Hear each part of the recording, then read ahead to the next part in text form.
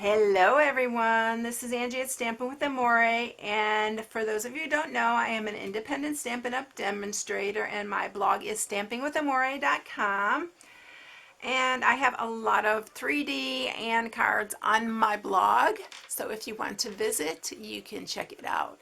So anyway, today I am going to share this Santa mailbox treat holder. I have some Hershey's Kisses in here, but you can put anything in here. Even you can put money in here. Even you can hang a ribbon from it and hang them on your tree, give them to your neighbors or your friends that come and visit during the holidays. They're really super cute. So anyway, this little treat holder was inspired by a Hallmark movie. Yes, a Hallmark movie. I love them. I even posted a thing on my Hallmark page. Yeah, I should have a Hallmark page on my Facebook page because I just love Hallmark movies. So I posted the schedule on there, and I know a lot of you also like them. You know, it's just awesome that you can see some wholesome movies and shows this time of year, because you don't see that much on TV anymore. So I really love this. And this was, I saw one on the last movie I saw. I don't remember the name of it, but it was really cute, and it was in the movie, part of the movie. And so I saw that and I said, I'm going to make a little Santa mailbox. So this is what I came up with. So I hope you like it. So let's get started. All right, so for this mailbox, you're going to need a piece of real red. It is 9 by 7.5. For the back of it, you are going to need a piece of real red that is 2 by 3.25. And I think that is all the cardstock you need for that. The stamp sets that we're using is the Signs of Santa. I'm using the official seal of the North Pole. And then I am using from the Bring on the Presents, the North Pole Delivery. And we are using this little poinsettia flourish from the Dashing Deer. And I know these all have been pretty popular this year, so hopefully you all have them. If not, you can order on my blog. It's stampingwithamore.com. They're really great sets to have. You're also going to use the Everyday Jars framelits. I'm using this one right here. This has been a very invaluable little framelit for me, because I also made my Stampin' Up! Swaps that I took to convention this year. I used this little framelit. And then on my Facebook Live last week, I'll show you the treat little boxes. This was inspired by the swaps that I made. So these are little Ghirardelli holders, and I made these too. And I'll probably have this posted, or I'll be posting it shortly on how to do these on my Facebook Live. All right, so let's get started. So let's score this.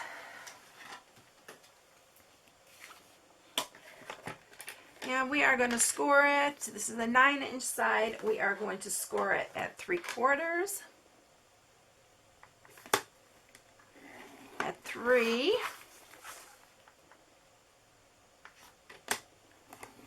4.5,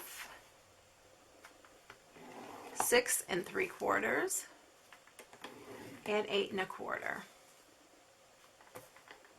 And then we're going to turn it on the 7.5-inch side and score it at 1/2, 2 3/4,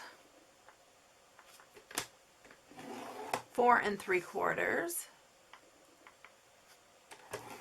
and 7. And don't worry about the measurements. I always post a PDF when I post the video. It'll be on my blog. So that is it. Let's get ready to cut this. Now, it is important that you have this the right way when you cut it, because there are a lot of score marks. So there is a narrow piece right here, and this piece is 1.5 inches all the way across here. And then you have your other wider sides. These are both 2.25 inches wide. So what we're going to do here, have the 9-inch side facing you, and you are going to cut down this side here, and you're going to cut, there's 1 and 2, and you're going to cut to the 3rd score mark. So let's do that.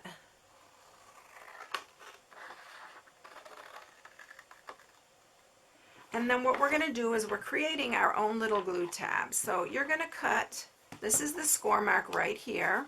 You are going to cut like 1/2 to 3/4 inches from that score mark. So we're going to cut in here. Then we're going to cut this little piece right here off and cut again. So that is our first glue tab we just created. We're going to do the same on this side. This time you're going to cut to the second score mark. You're going to cut in here again 1/2 to 3/4. This doesn't have to be super accurate. You're going to cut in here. And then we are going to cut this little corner off right here, and then this one. And if I see I'm off a little bit, I try to straighten them out. But it's not that important. But if you want the inside to look perfect, then you can measure it. So we're going to again do it on this side. So this one will be to the second score mark. And then again, 1/2 to 3/4 inch here. And then I usually just cut in and then cut that. So it just helps to not have to cut 3 times. And then this one we're going to do the same. We're going to cut this one down. We're going to cut this to the third score mark there. Again, cut these. They don't have to be even or anything. And then we're going to cut a little bit off of these too, these ends here, just so they fold in our box a little bit better. They're just to hold the lid up, and I like to do that. And then this side, this has 3 little squares. You're going to do it on the one that has 2. And you're going to cut a little bit off of that. And then I also took my 3/4 inch, and I'm going to cut a hair off of that, just so you can't see it underneath. And then I'm taking my 3/4 inch circle punch and just punching a little bit off there, so it's easier to open up. Now on this end, I'm going to use my corner rounder, and I'm going to round the corners of this one. That's going to be the front of our box. Okay, so it's going to look like this. Let's go ahead and just sharpen the score marks so I don't forget to do that. Once I get embossing, I sometimes forget to do the score marks, and I don't want to do that.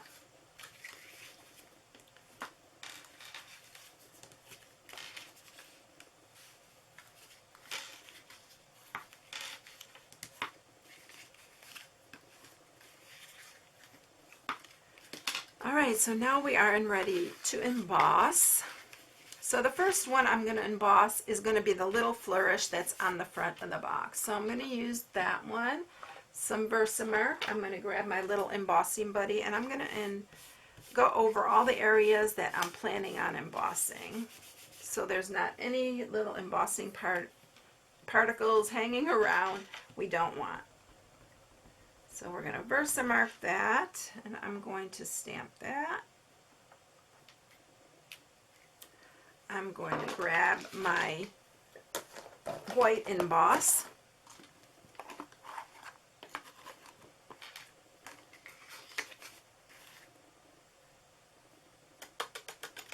And we're going to grab the heat tool, and I'm going to go ahead and emboss that.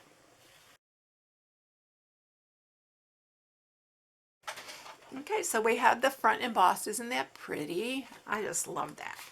Alright, so now this is the front of our box, so make sure when you're stamping this, you are stamping the right direction.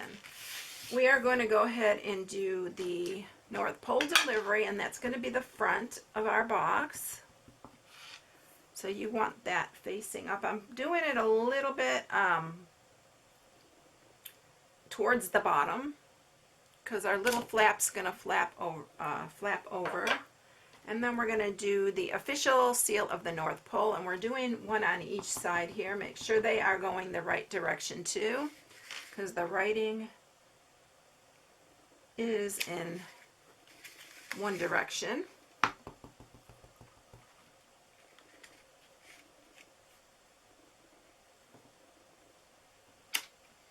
And then we're ready to get our white emboss for that. And we're going to emboss those at the same time.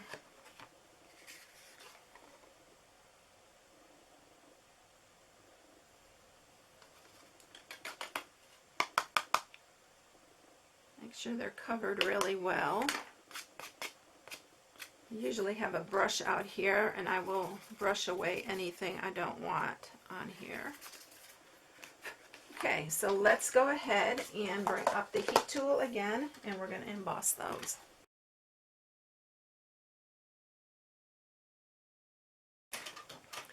All right, so we have it all embossed. I'm going to need to bring the big shot up here because we need to put our little slot in here for our little mail slot.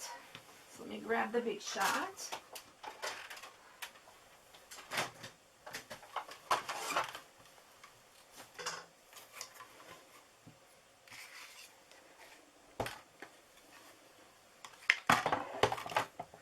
I should have brought my new plates up here. I just got, again, new plates. So it is going to go in the top here.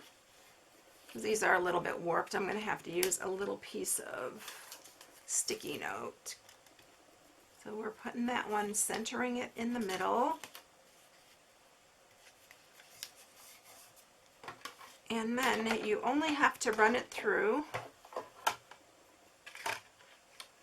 this top part. So I'll run it till I hear that little click, and then I go back. And we'll have our little slot in there. Look how cute. Alright, so there's our little slot. Alright, now we're ready to put this together. So use tear and tape, or you can use the fast fuse if you still have fast fuse on hand. Last I looked, they still had refills for this. I'm going to actually grab more because it's really helpful in my videos. Okay, now we are going to just line these all up.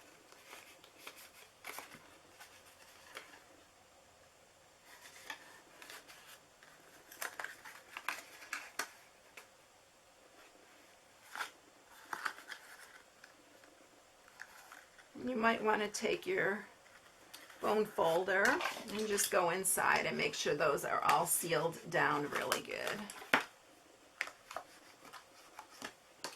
And then this will fold over, and this folds over the top like that. We are going to take my little paper piercer and right in the middle, I'm going to punch a hole. We're going to grab a metallic brad. Whatever brad you have will work.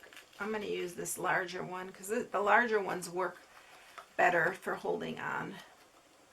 This one's really cute. It's like a little button. And then this will fit in here just like that. Isn't that cute? I just love it. So the next thing we're going to do is we're going to take our little piece. I am going to use our scalloped tag topper punch.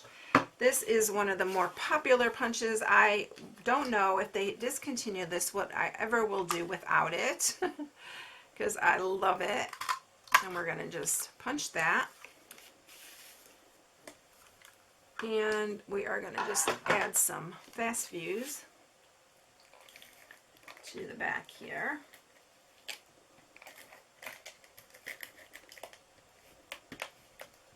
Running out here. And we are going to line it up on the back of our mailbox here. Just like that. Look how cute it is. It's so adorable. I love it, but it would be really, really cute for some little treats. And also as a little ornament. I think with a little ribbon on there, they'd be super cute on your tree. And here, this one's a little bit smaller, so I like the bigger one better because it holds it a lot flatter. So just a little tip there. Alright, so that is it, everyone. If you need any supplies, you can go to my blog at stampingwithamore.com and shop from my blog. And here is the hostess code for November.